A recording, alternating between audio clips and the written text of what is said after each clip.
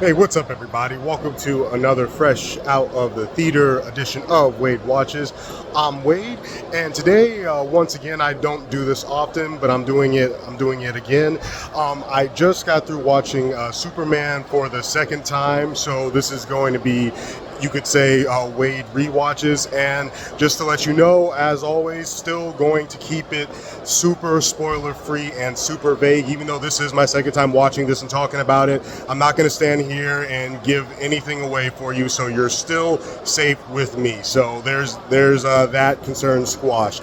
But I had to do it for this one because in my previous review of Superman, I did say that I saw Man of Steel like the night, like right before seeing this when I saw it for the first time. So MOS was still in the back of my head, Henry Cavill was still in the back of my head, all that good stuff. And I think that really did kind of like impact my first viewing of this. I did say at the time, like, you know, it was just nothing but like just straight up silliness. And even though I still, liked it the first time I saw it, I was just like, this got a little bit too silly, for me in parts. I said all of that good stuff back then.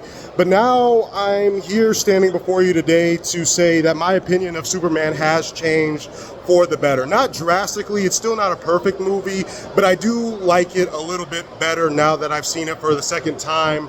And having just gotten out of it for the second time, having seen it again in IMAX, I finally kind of put together why I didn't like it so much the first time around, and now I like it a bit more.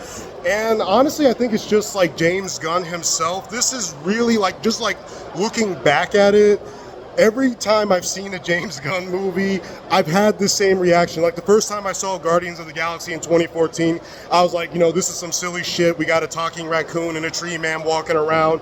That was my first reaction to the Guardians of the Galaxy. When I saw it for the second time, I was like, holy shit, I love this. Yes, it has a lot of comedy. Yes, it has a lot of jokes, but these are some very tragic characters here. And, I missed those, moments the first time around where it revealed that, the Guardians are very tragic figures, and I was able to appreciate that movie more, and also the other Guardians of the Galaxy films. But I've literally had the same reaction to all of the Guardians of the Galaxy films, and I've also had the same reaction to not the Suicide Squad. I remember liking that one the first time around, but Peacemaker on Max. Again, I was like, this is nothing but silliness. Watch it again, I was like, holy shit, this is the best thing to come out of the DCEU. So honestly, that's just like me and James Gunn. I like all of his stuff, but every time I watch a James Gunn thing for the first time, I'm like, this is just silliness, this is campy, whatever. But then I watch it again and I'm like, I appreciate this much more now. And that's exactly what happened with Superman today. And it's, I don't even know why I was shocked by that the first time around, because when you really stop and think about it, that's pretty much that's the one consistent thing about all of these DC movies, is that each filmmaker has put their unique stamp on a DC character. That's nothing new under the sun. Tim Burton's Batman is very much Tim Burton's Batman. Christopher Nolan's Batman is very much Christopher Nolan's Batman, and so on and so forth. And similarly, Zack Snyder's Man of Steel is very much Zack Snyder's Man of Steel. So, I don't begrudge James Gunn's Superman obviously very much being James Gunn's Superman. So I guess I kind of just went in expecting that this time. I went in with that understanding, ready to watch this film through this lens, just thinking to myself, this isn't going to be, a retread of Christopher Reeve. This isn't going to be Brendan Routh. This isn't going to be Henry Cavill. This is going to be David Cornsweet and James Gunn's Superman, and that's exactly what this was. And for whatever reason, I thoroughly enjoyed this more so this time around than I did the first time watching it. Even though the first time watching it, if you recall, I gave it a solid 8.5 out of 10. So clearly I didn't hate it the first time I watched it. But like I said, I think those James Gunn hallmarks, those James Gunn, isms, if you will, I don't know, for whatever reason, the first time I was just like, James Gunn, why are you doing this? But now I'm like, James Gunn, yes, please keep doing that. So yeah, that's all there is to say. No really new revelations. I guess because I appreciated, what James Gunn did overall and very much making this his own unique thing. I definitely appreciated David Cornsweet's performance as the Man of Steel even more this time around. I did really appreciate Lex Luthor more this time around. First time I saw it, I was kind of getting vaguely getting Jesse Eisenberg vibes from Nicholas Hoult. I neglected to mention that in my first review, but I thought he was maybe a little bit too whiny. But again, just upon watching it for the second time, I was just kind of like, okay, I see what they're doing with this character. I see where they're going with it. And honestly, I really did dig this version of Lex Luthor this time around. And everything else really worked for me this time around too. I did like the humor. I was laughing more this time around. I liked, just that colorful, bright Metropolis, this colorful, bright, candy-colored world that James Gunn also brought to Guardians of the Galaxy. I liked all of that good stuff. However, one thing that still bugs me is that without giving anything away, we're kind of thrown into the middle of everything with this film. I wish we could have seen more of this version of Superman's universe, James Gunn's version of not only his version of Superman, but also I wish I could have seen more of Metropolis in this world. I wish I could have gotten a better sense of Lois Lane and Clark Kent / Superman's relationship in this world. Wish I could have seen even more of just Clark Kent at the Daily Planet in this world.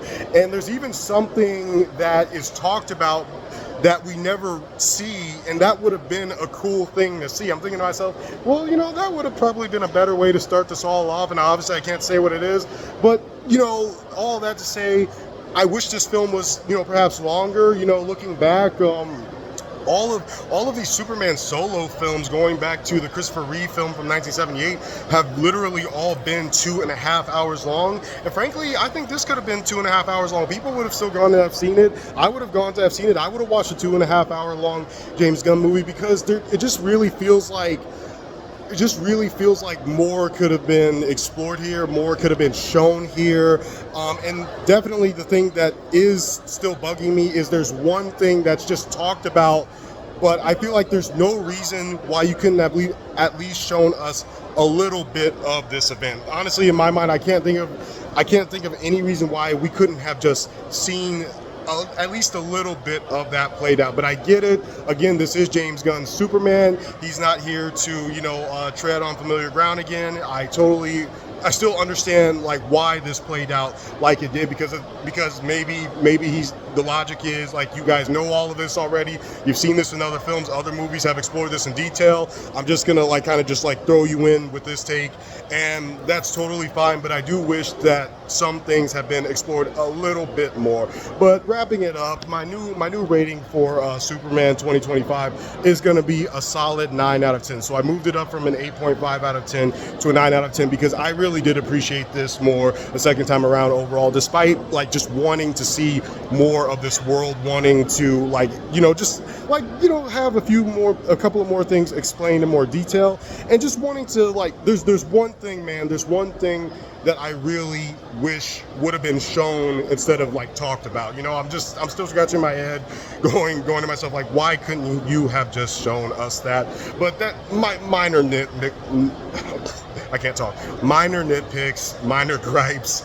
I still thoroughly enjoyed this movie, and I seriously did appreciate this much more than I did, the first time around. I really did enjoy this take on Superman. It's a solid Superman outing. Hopefully it makes enough coin at the box office for DC to continue with this iteration of their universe. Please don't flop so that we once again have to reboot everything, because I do want to see more of this universe. This has been another edition of Wade Watches. I gave Superman a 9 out of 10 upon seeing it for a second time, as opposed to my initial 8.5 out of 10. So I really did enjoy it more this time around, really did enjoy myself with it, had a lot of fun with it, laughed a lot with it, and I can't wait to see more of James Gunn's, what are they calling it now? DCU. I see what you're doing there, trying to just match the competition this time around, but I can't wait to see more of James Gunn's DCU. This has been another edition of Wade Watches. Thanks so much for watching. Like, comment, and subscribe if you want to see more, and I'll see you lovely people next time. Peace.